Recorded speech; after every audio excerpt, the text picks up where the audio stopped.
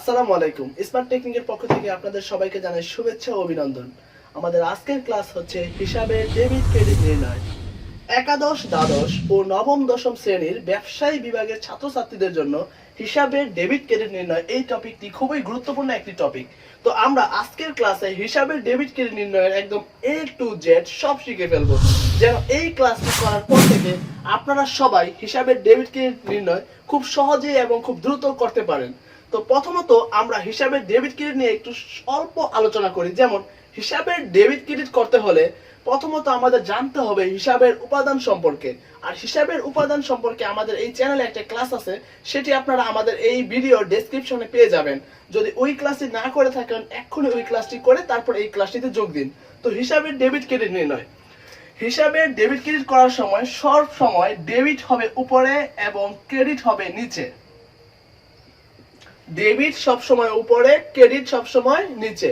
তো প্রথমত আমরা শিখব ক্রয় বিক্রয় সংক্রান্ত, মানে ক্রয় বিক্রয় সংক্রান্ত সকল লেনদেনের কিভাবে আমরা ডেবিট ক্রেডিট করব সেটা আমরা শিখব। তো এখন আমরা শিখতেছি হচ্ছে ক্রয় বিক্রয় সংক্রান্ত, মানে ক্রয় বিক্রয় সংক্রান্ত লেনদেনগুলোর ডেবিট ক্রেডিট নির্ণয়ের উপায়। তো আমরা ডেবিট ক্রেডিট শিখব অন্য এক পদ্ধতিতে, মজা করে বা বইয়ের নিয়মের বাহিরে, যেন আমরা খুব দ্রুত উত্তর করতে পারি। তো আমরা এভাবে শিখবো যে যদি প্রশ্নে ক্রয় অথবা বিক্রয় দেখি, মানে পণ্য ক্রয় করেছে অথবা বিক্রয় করেছে, ক্রয় বিক্রয় দেখা মাত্রই ক্রয় সবসময় ডেবিট দিব। ক্রয় হবে, ক্রয় দিব হচ্ছে আমরা ডেবিট, আর বিক্রয় দিব হচ্ছে ক্রেডিট। তো প্রশ্নে ক্রয় বিক্রয় সংক্রান্ত কিছু থাকলেই আমরা চেষ্টা করব ক্রয় ডেবিটে দেওয়ার এবং বিক্রয় ক্রেডিটে দেওয়ার। এবার ক্রয়, পণ্য যখন আমি ক্রয় করি অথবা পণ্য যখন আমি বিক্রয় করি, তখন পণ্যটা আমি নগদেও ক্রয় করতে পারি অথবা ধারেও ক্রয় করতে পারি, অথবা চেকের মাধ্যমে ক্রয় করতে পারি অথবা বিলের মাধ্যমে ক্রয় করতে পারি। এক এক ক্ষেত্রে এক এক রকম। তো দেখেন আপনারা যে নগদে যখন আমি পণ্য ক্রয় বিক্রয় করি, নগদের ক্ষেত্রে আমরা লিখব নগদান হিসাব, নগদান হিসাব। আর যদি চেকের মাধ্যমে পণ্য ক্রয় বিক্রয় হয়, চেকের ক্ষেত্রে আমরা লিখব ব্যাংক হিসাব।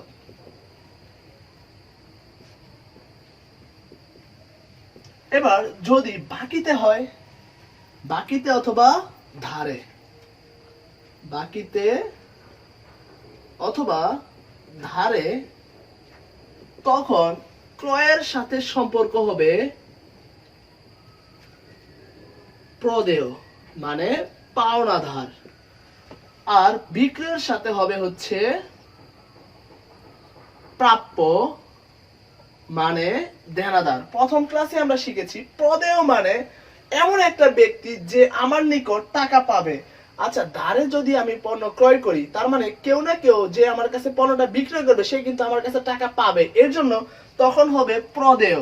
আর যখন আমি ধারে পণ্যটা বিক্রয় করব তখন কিন্তু আমি ভবিষ্যতে টাকাটা পাবো, তখন হবে প্রাপ্য। আর প্রাপ্য শব্দের অর্থে ভবিষ্যতে পাবো। প্রাপ্য বা দেনাদার এমন একজন ব্যক্তি যার থেকে আমি ভবিষ্যতে টাকাটা পাবো। তো এর জন্য ধারের ক্ষেত্রে ক্রয়ের সাথে প্রদেয় এবং বিক্রয়ের সাথে প্রাপ্য। এবার বিলের ক্ষেত্রে কি হতো দেখেন, বিলের ক্ষেত্রে মাঝে মধ্যে স্বীকৃত বিলের মাধ্যমেও পণ্য ক্রয় বিক্রয় করে। তো বিলের ক্ষেত্রে ক্রয়ের সাথে সম্পর্ক হচ্ছে আমাদের প্রদেয় বিল, কারণ প্রদেয় শব্দের অর্থই দিতে হবে, আর যে বিলের টাকা দিতে হবে সেটাই হচ্ছে প্রদেয় বিল। আর বিলের মাধ্যমে পণ্য কিনলে আমার ক্রয় করা মানে আমার টাকা দিতে হবে। আবার বিক্রয়ের সাথে সম্পর্ক হচ্ছে প্রাপ্য বিল। তো প্রাপ্য শব্দের অর্থ ভবিষ্যতে পাবো। তো যে বিলের টাকা ভবিষ্যতে পাবো, পণ্য আমি বিক্রয় করলে টাকা তো আমি অবশ্যই পাবো, এর জন্য বিক্রয়ের সাথে প্রাপ্য বিল। তো এই হচ্ছে আমাদের ক্রয় বিক্রয় সংক্রান্ত যে সূত্রগুলো, যেগুলো আমাদের দরকার। তো প্রথমে শিখলাম ক্রয় সবসময় ডেবিট, বিক্রয় সবসময় ক্রেডিট যখন পণ্য ক্রয় অথবা বিক্রয় করবে। তারপরে নগদের ক্ষেত্রে ক্রয়ের সাথে সম্পর্ক হবে নগদান, বিক্রয়ের সাথেও নগদান। আর চেকের ক্ষেত্রে ক্রয়ের সাথেও ব্যাংক হিসাব, বিক্রয়ের সাথেও ব্যাংক হিসাব। কিন্তু বাকিতে কিন্তু পার্থক্য আছে, ক্রয়ের সাথে প্রদেয়, বিক্রয়ের সাথে প্রাপ্য। আবার বিলের ক্ষেত্রেও ক্রয়ের সাথে প্রদেয় বিল, বিক্রয়ের সাথে প্রাপ্য বিল। তো এই ছিল সূত্র। এবার আমরা দেখি যে ক্রয় বিক্রয় সংক্রান্ত কিরকম আসতে পারে আমাদের পরীক্ষাতে। তো দেখেন আপনারা যে আমি 1 নাম্বার দিলাম পণ্য ক্রয়। মনে রাখবেন যখন পণ্য ক্রয় বিক্রয়ের সাথে নগদ লেখা থাকবে না তারপরেও সেটা নগদ, যদি কিনা সেখানে কোনো ব্যক্তির নাম না দেয়া থাকে। পণ্য ক্রয় 2000 টাকা, ক্রয় দেখছি, ক্রয় দেখা মাত্রই ক্রয় হিসাব ডেবিট। তাহলে করি ক্রয় হিসাব ডেবিট। এতটুকু তো ক্লিয়ার। এবার যেহেতু নগদে, তার মানে আমরা জানি ক্রয় বিক্রয়ের সাথে কিছু নাম নাই, তারপর অবশ্যই নগদে। তার মানে ক্রয়ের সাথে নগদ বা বিক্রয়ের সাথে নগদ মানেই নগদান হিসাব ক্রেডিট। এবার যদি এরকম হইতো ধারে পণ্য বিক্রয় 7000 টাকা। আচ্ছা দেখেন প্রশ্নের ভিতরে কি আছে, পণ্য আছে, মানে সরি, তো দেখেন প্রশ্নের ভিতরে কি আছে, বিক্রয় আছে। বিক্রয় দেখা মাত্রই বিক্রয় হিসাব ক্রেডিট। আমি কিন্তু ডেবিটে ফাঁকা রাখছি, কারণ ডেবিট ক্রেডিট নির্ণয়ের সময় ডেবিট উপরে আর ক্রেডিট নিচে। এবার দেখেন বিক্রয়টা কি নগদে করছে, এখানে লেখা আছে ধারে, তাহলে এখানে নগদান হিসাব হবে না। আমরা একটু আগে শিখছি ধারে মানে হচ্ছে বিক্রয়ের সাথে হবে প্রাপ্য বা দেনাদার। তাহলে আমি লিখি বিক্রয়ের সাথে প্রাপ্য হিসাব ডেবিট। এবার যদি এরকম হইতো ধারে না হইয়া চেকে পণ্য বিক্রয় করত, দেখেন যদি কি হইতো চেকে পণ্য বিক্রয়, তাহলে কিন্তু প্রাপ্য না হইয়া ব্যাংক হিসাব হইতো। আবার পণ্যটা ক্রয় যদি এখানে বলা থাকতো ব্র্যাকেটে বা শুরুতে বিলের মাধ্যমে, তাহলে কিন্তু আমরা আর নগদ লিখতে পারতাম না। তখন আমরা নগদের পরিবর্তে লিখতাম ক্রয়ের সাথে কোন বিল, প্রদেয় বিল। প্রদেয় বিল হিসাব ক্রেডিট। তো এই হচ্ছে আমাদের বেসিক, মানে ক্রয় বিক্রয় সংক্রান্ত বেসিক। এখন আমরা দেখব যে ক্রয় বিক্রয় সংক্রান্ত একটু জটিল কিরকম হতে পারে। তো মনে রাখেন একটা সূত্র, যে ক্রয় বিক্রয়ের সাথে নগদ বলা থাকলে অবশ্যই নগদ, আর যদি ব্যাংক বলা থাকে অবশ্যই চেক, মানে চেক বলা থাকলে ব্যাংক, বা ব্যাংক বলা থাকলে মানে ব্যাংকই। এবার বিল বলা থাকলে তো বিল। যদি নগদ, বিল বা চেক বলা না থাকে সেটা অবশ্যই নগদ। কিন্তু যদি নাম দেয়া থাকে, যদি নাম দেয়া থাকে, কোনো ব্যক্তির নাম দেয়া থাকে, তাহলে আমরা সেটা ধারে বলে গণ্য করব। ব্যক্তির নাম দেয়া থাকলে সেটা ধারে, মনে রাখবো। আবার বোঝেন একটু ভালো করে যে এমনিতে সবসময় পণ্যটা কিন্তু আমরা নগদেই ক্রয় বা বিক্রয় করব। যদি ব্যক্তির নাম দেয়া থাকে, ব্যক্তির নাম দেয়া থাকলে আমাদের মাথায় রাখতে হবে সেটা ধারে। যেমন দেখেন কোন ব্যক্তির নাম দেয়া থাকলে সেটা ধারে। দুইটা আমি প্রশ্ন লিখতেছি। 1 নাম্বার হচ্ছে আরিফ এর নিকট, আরিফের নিকট পণ্য বিক্রয়, আচ্ছা 20,000 টাকা। বিক্রয় সবসময় ক্রেডিট, তো লিখলাম বিক্রয় হিসাব ক্রেডিট। আচ্ছা এখানে কি নগদ লেখা আছে, কিন্তু নাম আছে, নাম মানে সেটা ধারে। তাহলে বিক্রয়ের সাথে ধারে সম্পর্ক কি আমাদের প্রাপ্য, ব্র্যাকেটে লিখবো আরিফ।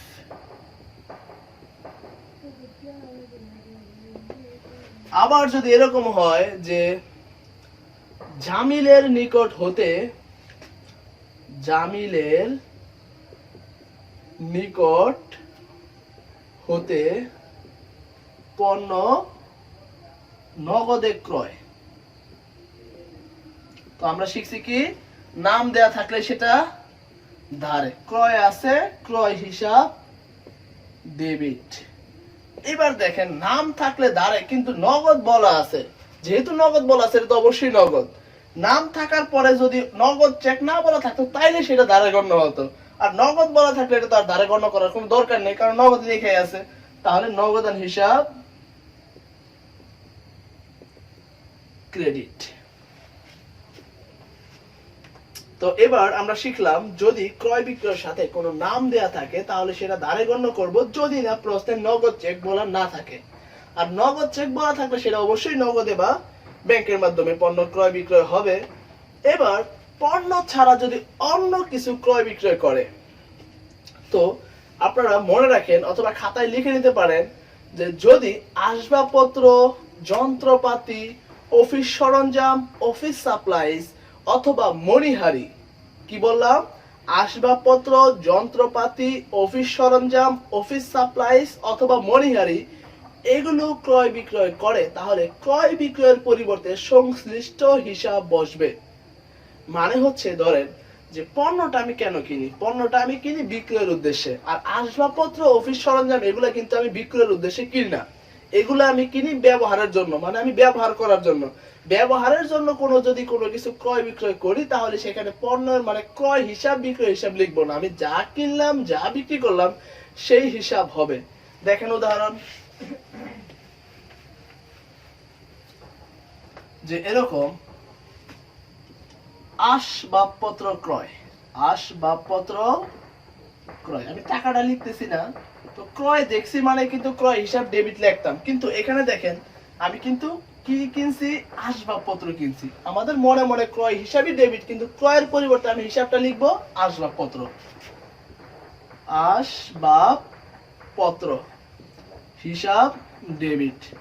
যেহেতু নগদ দ্বারা লেখা নেই, অবশ্যই নগদ, নগদান হিসাব ক্রেডিট। আচ্ছা, একটু ঠান্ডা মাথায় দেখেন, আবার আরেকটা দেখি, তাহলে আপনাদের ক্লিয়ার হয়ে যাবেন ইনশাল্লাহ। কাগজ, কলম, খাতা ক্রয় 200 টাকা। আচ্ছা, এই কাগজ, কলম, খাতা এটা কি আমরা প্রথম ক্লাসে দেখছিলাম যে কাগজ, কলম, খাতা মানে মণিহারি। তো ক্রয় বিক্রয়ের পরিবর্তে যেহেতু মণিহারি কিনছে, তাহলে এখানে ক্রয় হিসাব ডেবিটের পরিবর্তে আমরা লিখব মণিহারি হিসাব ডেবিট, আর ক্রেডিট হবে হচ্ছে আমাদের নগদান, যেহেতু দ্বারে বলা নাই।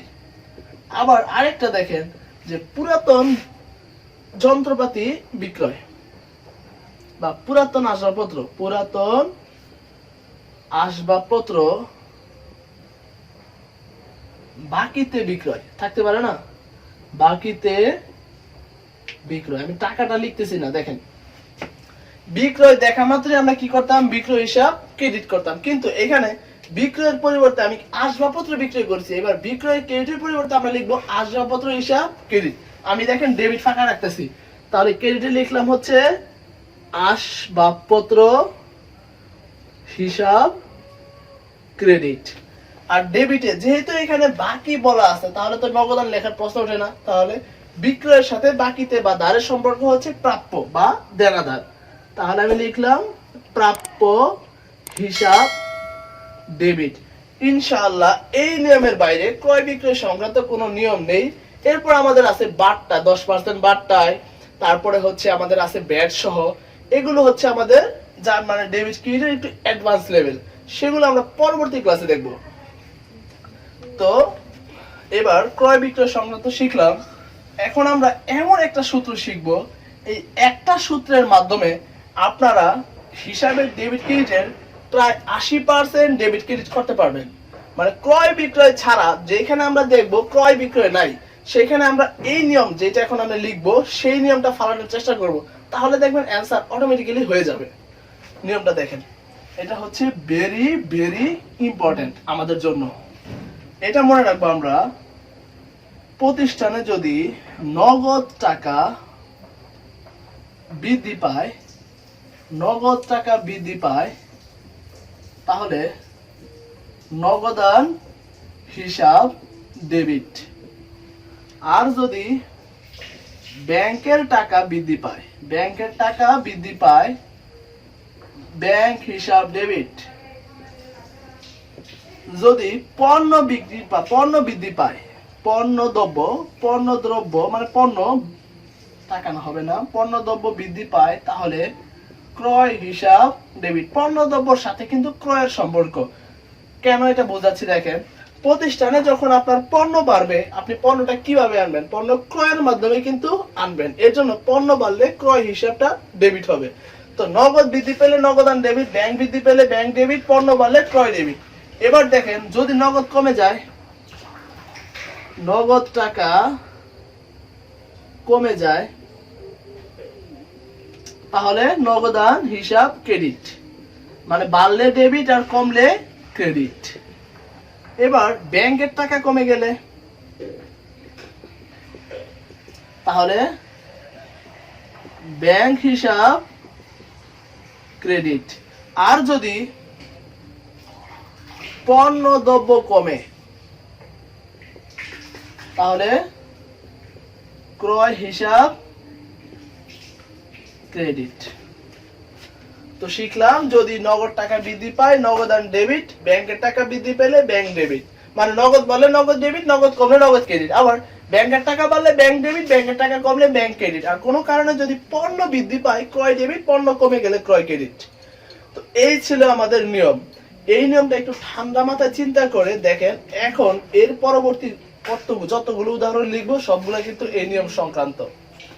তো দেখেন আপনারা, আর যেহেতু এটা একটা ভিডিও রেকর্ডিং, তো আপনারা ইচ্ছা করলে ভিডিওটা থামিয়ে এটা খাতায় লিখে নিতে পারেন। এবার উদাহরণগুলো দেখেন। কর্মচারী জামালকে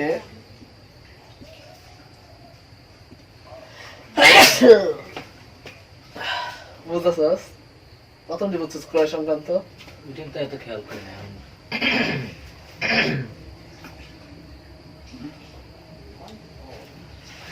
বেতন প্রদান ৫,০০০ টাকা। আচ্ছা দেখেন, এখানে আমার কিন্তু নগদ টাকা কমে গেছে, কারণ প্রদান করলে টাকা কমে। তো নগদ কমলে আমরা শিখছিলাম কি? নগদান হিসাব ক্রেডিট। আমরা ডেবিট ফাঁকা রাখি, সমস্যা আছে কোনো? আমাদের পরীক্ষায় টিচার দেখতে আসবে না যে আমি কোনটা আগে লিখলাম কোনটা পরে লিখলাম। তো নগদ টাকা কমছে মানে নগদান হিসাব ক্রেডিট। আচ্ছা, নগদ টাকা কেন কমলো? বেতনের মাধ্যমে। তার মানে এখন লিখবো বেতন হিসাব ডেবিট। এবার দেখেন যে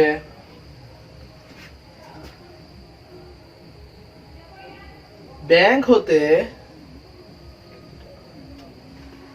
ঋণ গ্রহণ। আমি কিন্তু টাকা উত্তোলন করিনি, আমি কি করলাম? ঋণ গ্রহণ করেছি। ব্যাংক থেকে ঋণ গ্রহণ ৫০,০০০ টাকা। টাকাটা এখানে স্পেসিফিক না, যেহেতু গ্রহণ করছি আমার নগদ টাকা বেড়ে গেছে, তার মানে নগদান হিসাব ডেবিট। এবার কেন নগদ বাড়লো? ঋণের কারণে। এখানে আমি শুধু ঋণও লিখতে পারি, ব্যাংক ঋণও লিখতে পারি, কিন্তু ঋণ লেখাটা থাকতে হবে, কারণ এই ঋণটা হচ্ছে আমাদের একটা দায়। আর ঋণ কেন দায় হলো সেটা আমরা প্রথম ক্লাসে শিখে ফেলেছি অলরেডি। এবার এই যেটা ছিল, এবার আরো দেখেন যে এই সূত্র সংক্রান্ত গুরুত্বপূর্ণ গুলা যেগুলো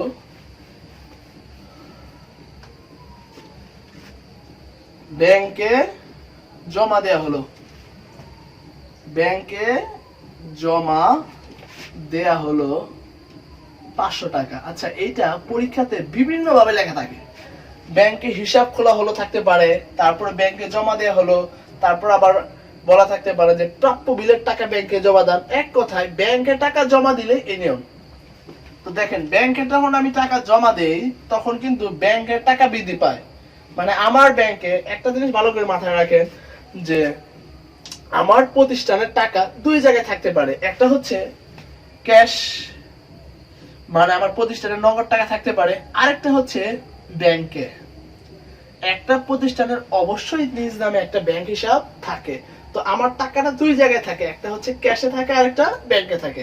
এখন ব্যাংকে টাকা জমা দিলাম, তার মানে আমার ব্যাংকের টাকা বৃদ্ধি পাবে, আর ব্যাংকের টাকা বৃদ্ধি পেলেই ব্যাংক হিসাব ডেবিট। যেহেতু আমার ব্যাংকের টাকা বাড়ছে, একদিকে কিন্তু আমার নগদ টাকা কমে গেছে, তার মানে নগদান হিসাব ক্রেডিট। তো ব্যাংকে জমা দেওয়া হলো। এখন দেখেন, তো ব্যাংকে জমা দেওয়া হলো, এখন দেখেন ব্যাংক হতে উত্তোলন, ব্যাংক হতে উত্তোলন। আর এই উত্তোলনটা অবশ্যই অফিসের প্রয়োজনে, অফিসের প্রয়োজনে। তো ব্যাংক থেকে যখন আমি অফিসের প্রয়োজনে টাকা উঠাবো, তার মানে অফিসে আমার নগদ টাকা বৃদ্ধি পাবে, আর নগদ টাকা বৃদ্ধি পেলেই নগদান হিসাব ডেবিট। আর যেহেতু ব্যাংকের থেকে টাকা উঠাইলাম, তার মানে আমার ব্যাংকের টাকা কমে গেল। ব্যাংক হিসাব ক্রেডিট, ব্যাংক হিসাব ক্রেডিট। তো এই ছিল আমাদের ব্যাংকে জমা দেওয়া আর ব্যাংক হতে উত্তোলন। এবার গুরুত্বপূর্ণ একটা বিষয়, যদি ব্যক্তিগত প্রয়োজনে উত্তোলন হয়, এটা তো ব্যক্তিগত প্রয়োজনে ছিল না, অফিসের প্রয়োজনে। তো এখন আমরা শিখব ব্যক্তিগত প্রয়োজনে উত্তোলন। তাহলে আপনারা খাতায় লিখতে পারেন যে যখনই ব্যক্তিগত প্রয়োজনে উত্তোলন হবে, উত্তোলন হিসাব ডেবিট। কি বললাম? ব্যক্তিগত প্রয়োজনে মানে মালিক নিজ প্রয়োজনে যদি উত্তোলন করে, তাহলে উত্তোলন হিসাবটা ডেবিট। এবার দেখেন ব্যক্তিগত প্রয়োজনে উত্তোলন কিরূপ। ব্যবসা থেকে টাকা নিলেই কিন্তু সেটা ব্যক্তিগত প্রয়োজনে উত্তোলন, কারণ ব্যবসা থেকে মালিক টাকা নিল অবশ্যই নিজের প্রয়োজনে। এবার বিভিন্ন উদাহরণ দিচ্ছি। আয়কর প্রদান, আয়কর প্রদান, অথবা জীবন বীমা প্রিমিয়াম প্রদান, জীবন বীমা প্রিমিয়াম প্রদান, অথবা মালিক ব্যবসা থেকে টাকা নিয়ে ছেলের স্কুলের বেতন দিলেন। আচ্ছা, ব্যাপারটা দেখেন এটা কিভাবে মালিক কর্তৃক উত্তোলন হইল। আয়কর প্রদান, আয়কর কিন্তু মালিকের ব্যক্তিগত, কারণ আয়কর মানে হচ্ছে ইনকাম ট্যাক্স। এটা কি প্রতিষ্ঠানের জন্য দিবেন? না, এটা মালিকের নিজের জন্য। কিন্তু এই আয়কর প্রদানের জন্য মালিক টাকাটা ব্যবসা থেকে নিল, তার মানে কি মালিক ব্যবসা থেকে ব্যক্তিগত প্রয়োজনে টাকাটা উঠাইলো। আবার দেখেন জীবন বীমা প্রিমিয়াম, জীবন বীমা কিন্তু ব্যবসার জন্য কিন্তু কেউ জীবন বীমা করে না, এটা হচ্ছে মালিক নিজের জন্য একটা জীবন বীমা করেছে, সেই টাকাটা মালিক ব্যবসা থেকে নিল, তার মানে এটাও কিন্তু ব্যক্তিগত প্রয়োজন উত্তোলন। আবার এটাতে বোঝাই যাচ্ছে মালিক ব্যবসা থেকে টাকা নিয়ে ছেলের স্কুল, আচ্ছা ছেলের স্কুলের বেতন দেয়, এটা তো তার অবশ্যই তার জীবনের ব্যক্তিগত জীবনের একটা টাকা। তো এই ব্যক্তিগত প্রয়োজনে যখন ব্যবসা থেকে টাকা নিবে, এটাই হচ্ছে ব্যক্তিগত প্রয়োজনে পণ্য উত্তোলন। এর জাবেদাটা হচ্ছে, আমরা জানি ডেবিট ক্রেডিট শিখলাম কি, উত্তোলন সবসময় এখানে ডেবিট, সরি উত্তোলন হবে উত্তোলন হিসাব ডেবিট। আর যেহেতু নগদ টাকা নিছে, তার মানে নগদান ক্রেডিট। এবার যদি এরকম হইতো ব্যক্তিগত প্রয়োজনে ব্যাংক হতে উত্তোলন, তাহলে উত্তোলন ডেবিট আর ব্যাংক ক্রেডিট হইতো। দেখেন কি, ব্যক্তিগত প্রয়োজনে ব্যাংক হতে উত্তোলন, ব্যাংক হতে উত্তোলন, তাহলে ব্যক্তিগত প্রয়োজনে উত্তোলন মানে উত্তোলন হিসাব ডেবিট। এক্ষেত্রে আমরা ক্রেডিট করতাম হচ্ছে ব্যাংক হিসাব ক্রেডিট। আবার ব্যক্তিগত প্রয়োজনে যদি পণ্য উত্তোলন করত, তাহলে উত্তোলন ডেবিট আর পণ্যের পরিবর্তে লিখতাম ক্রয় হিসাব ক্রেডিট। এই হচ্ছে আমাদের ব্যক্তিগত প্রয়োজনে উত্তোলন। এবার দেখেন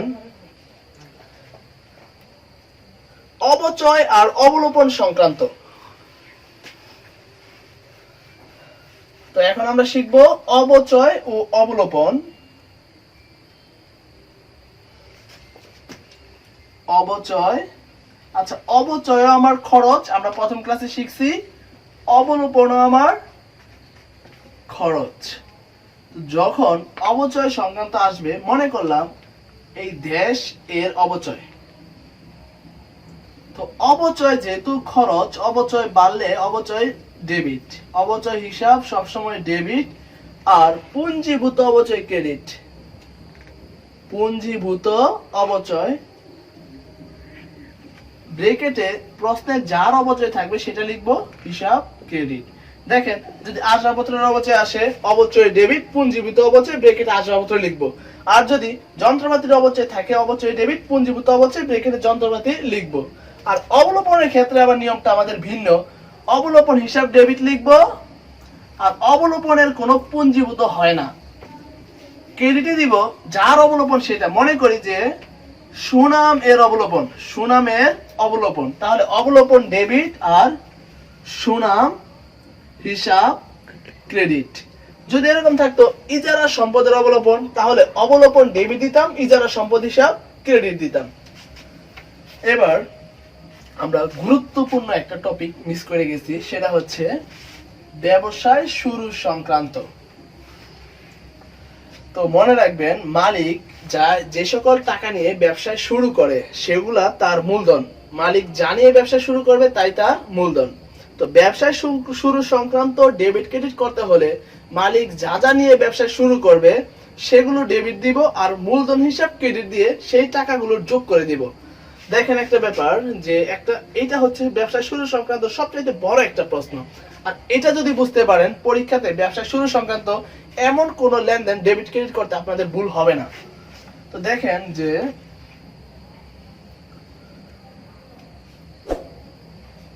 জনাব আসিফ 20,000 নগদ টাকা, 30,000 টাকার আসবাবপত্র, 30,000 টাকার আসবাবপত্র, তারপরে 15,000 টাকার কম্পিউটার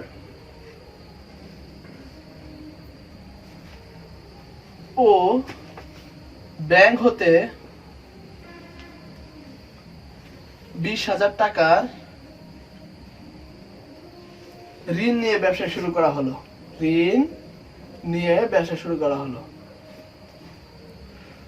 আজকের ক্লাস এখন আমার শেষের দিকে, কারণ এটা শিখলে আপনাদের ডেবিট ক্রেডিটের মোটামুটি একটা ভালো একটা ধারণা এসে যাবে। তো ব্যাংক হতে 20,000 টাকা ঋণ নিয়ে ব্যবসা শুরু করা হলো। খেয়াল করেন, ঋণ ছাড়া মালিক যা নিয়ে ব্যবসা শুরু করে তাই ডেবিট হয় আর মূলধন ক্রেডিট হয়। আমরা মনে করি যে ঋণটা কি নাই, তাহলে কি হইতো? মালিক কি কিনে শুরু করছে? নগদ টাকা। নগদ মানে হচ্ছে নগদান হিসাব ডেবিট, আর আসবাবপত্র 30,000 টাকা, তার মানে আসবাবপত্র হিসাব ডেবিট। আচ্ছা, কম্পিউটার নামে হিসাব হয় না, কম্পিউটারকে আমরা লিখবো অফিস সরঞ্জাম না সাপ্লাইজ। আমরা প্রথম ক্লাসে শিখছি যে কম্পিউটার হচ্ছে অফিস সরঞ্জাম। আর যদি কেউ না বুঝে থাকেন অবশ্যই প্রথম ক্লাসের ভিডিওটি আগে দেখে আসেন। তো কম্পিউটার হচ্ছে অফিস সরঞ্জাম। তো নগদ টাকা কত ছিল? 20,000 টাকা, আর আসবাবপত্র ছিল 30,000 টাকা, কম্পিউটার ছিল 15,000। আমরা এই টাকাগুলোকে লিখবো মূলধন হিসাব। এক কথায় মালিক জানিয়ে ব্যবসা শুরু করব, সব ডেবিট আর মূলধন হিসাব ক্রেডিট। এখন এই টাকাটা যোগ করব, 30 আর 20 50, 50 আর 15 হচ্ছে 65,000 টাকা। এখন দেখেন, যদি ঋণটা না থাকতো তাহলে আমরা এইভাবে দিতাম। আমাদের প্রশ্নে আবার কি আছে? ঋণ আছে। তো ঋণটা থাকার কারণে, ঋণটা শুধু ঋণ। আচ্ছা, মালিক ব্যাংক থেকে ঋণ নিয়ে ব্যবসা শুরু করছে, এর মানে কি নগদ টাকা বৃদ্ধি পাইছে। ঋণের ক্ষেত্রে দেখেন, ঋণ ব্যবসায় আনছে মানে ব্যবসায় নগদ টাকা বৃদ্ধি পাইছে, আর নগদ টাকা বৃদ্ধি পাইলেই নগদান হিসাব ডেবিট। নগদ টাকা কেন বৃদ্ধি পাইছে? ঋণের কারণে, তার মানে ব্যাংক ঋণ অথবা শুধু ঋণ হিসাব ক্রেডিট। একটু খেয়াল করেন, দেখেন এটা কি আপনারা বুঝছেন কিনা? এতটুকু ছিল আমাদের ঋণ ছাড়া। মালিক জানিয়ে ব্যবসা শুরু করবে, সব ডেবিট হবে আর মূলধন ক্রেডিট, মানে টোটাল টাকাটার যোগফল আমরা ক্রেডিটে মূলধন হিসাব লিখবো। আর ঋণ যেহেতু ঋণ নিয়ে শুরু করছে, এটা আমরা দেখেন নগদের যে নিয়ম শিখলাম, নগদ টাকা বৃদ্ধি পাইলে নগদান ডেবিট, সেই নিয়মে পড়ে না যে মালিক ব্যবসায় ঋণ নিছে ব্যাংক থেকে, তার মানে ব্যবসায় নগদ টাকা বৃদ্ধি পাইছে, আর ব্যবসায় নগদ টাকা বৃদ্ধির কারণে ব্যাংক হিসাব মানে নগদান হিসাব ডেবিট। আর কেন বৃদ্ধি পাইছে? ঋণের কারণে, এর জন্য ব্যাংক ঋণ হিসাব ক্রেডিট। তো এটাকে যদি আমরা ভাঙা লিখি, আলাদা লিখি, তাহলে এই দুইটা দুই রকম। কিন্তু পরীক্ষাতে আমাদের আলাদা লেখা যাবে না, দুইটা কি করতে হবে? একসাথে লিখতে হবে। আমরা কিন্তু ইচ্ছা করলে এই ছোটটাকে এই বড়টার সাথে ঢুকাই দিতে পারি। কিভাবে? দেখেন, প্রথমত আমি চেষ্টা করব এই নগদান হিসাব ডেবিটটাকে এটার ভিতরে এন্ট্রি নিতে। তো নগদান ডেবিট, এখানে কি কিছু আছে? নগদান ডেবিট, এই যে একটা আছে নগদান ডেবিট। তাহলে এইখানে 20,000 টাকা, এই 20,000 টাকার সাথে যোগ করে দেই, তাহলে তো এই নগদটা আমাদের এটার ভিতরে অলরেডি ঢুকে গেছে। এখন এটাকে ঢুকাবো ব্যাংক ঋণ ক্রেডিট। দেখেন তো এই যে ডেবিট ক্রেডিট করছি, এখানে কি ব্যাংক ঋণ ক্রেডিট নামে কোনো এন্ট্রি আছে? নাই। তার মানে এটা আর কোনোটার সাথে ঢুকাইতে পারলাম না, এর জন্য এটা আলাদা হিসাব লিখতে হবে। ব্যাংক ঋণ হিসাব ক্রেডিট কত টাকা? 20,000। এই ছিল আমাদের মানে ব্যবসার শুরু সংক্রান্ত লেনদেনের ডেবিট আর ক্রেডিট করার উপায়। এটা হচ্ছে ডেবিট ক্রেডিটের একটা বেসিক পর্ব, মানে এটাই হচ্ছে মূল এবং এটাই শুরু এটাই শেষ। এরপরে আমি বিগত পরীক্ষাতে আসা ইন্টারমিডিয়েট লেভেলের বই থেকে কিছু জটিল জটিল ডেবিট ক্রেডিটের ক্লাস দেখাবো। আর এতটুকুই মূলত আমাদের জন্য যথেষ্ট। এতটুকু হইলেই আমরা ডেবিট ক্রেডিট মোটামুটি সম্পূর্ণ পারবো পরীক্ষাতে উত্তর করতে। আর আজকের ক্লাসে যদি কোনো প্রশ্ন থাকে আপনাদের, তাহলে অবশ্যই কমেন্টসে জানাবেন, তারপরে আমি সমাধান দেওয়ার চেষ্টা করব। আপনারা যারা প্রথম ক্লাসটি মিস করেছেন তারা এক্ষুনি ভিডিও ডেসক্রিপশন থেকে প্রথম ক্লাসের লিংক পেয়ে যাবেন, সেখান থেকে প্রথম ক্লাসটি করে নেবেন। প্রথম ক্লাসটি করার পর এই ক্লাসটি করবেন, তাহলে আপনারা বুঝতে পারবেন ডেবিট ক্রেডিট নির্ণয় কত সহজ।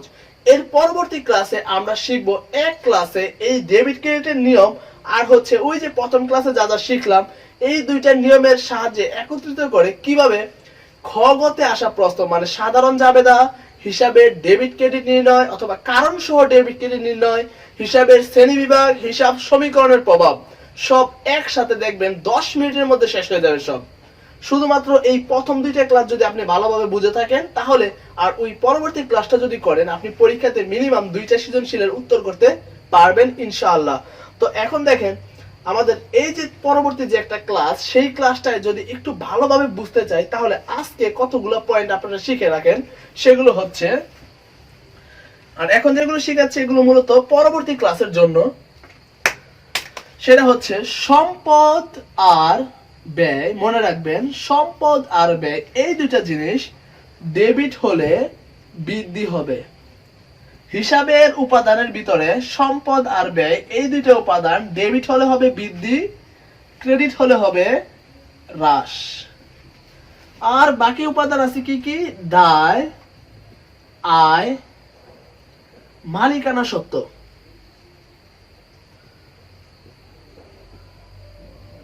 এই তিনটা উপাদান ডেবিট হলে হবে হ্রাস, ক্রেডিট হলে হবে বৃদ্ধি।